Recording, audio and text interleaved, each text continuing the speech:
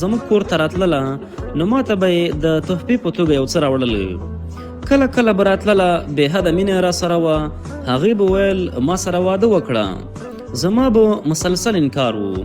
هغه بیا هم له خپلې نه په شا کېدله.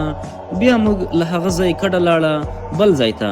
له څه مودې وروسته له ملګرو سره د شهیدانو زیارت ته ولاړم. د زیارت نه بهر ولاړم چې ګورم چا مې لاس له شا ونیولو. چې ور ومې کتل نو هغه بنګړیواله وه. له خوشحالۍ وویل چې دعا مې قبوله شوه. ما ستا دیدن وکړ. دا دیدن له اختره راته کم نه دی.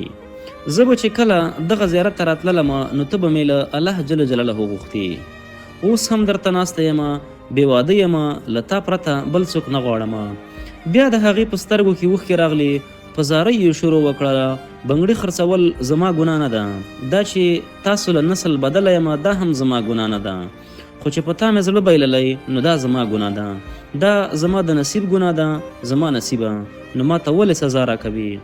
غاړه یې راکړه او په ژړا شوه. د هر چا مخکې یې وویل یو ځل زما کور ته راسره راشه. زما پښې یې ونیولې. ټول خلک په تماشه وو.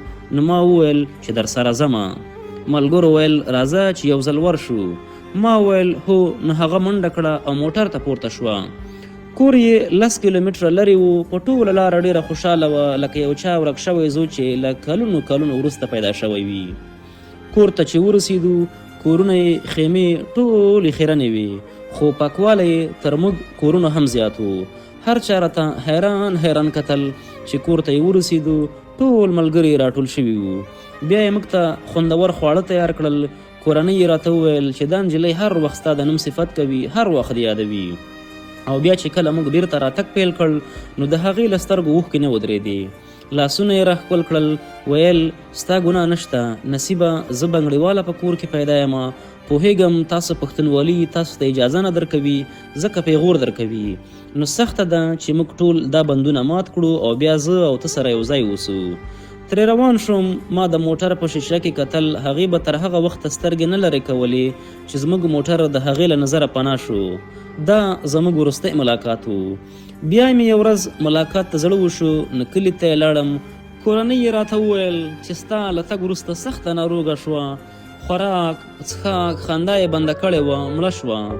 ما ورسره مینه نه درلوده، خو اوس مې هم هره ورځ یادېږي او هر کال د اختر په ورځ یې قبر ته ورځمه.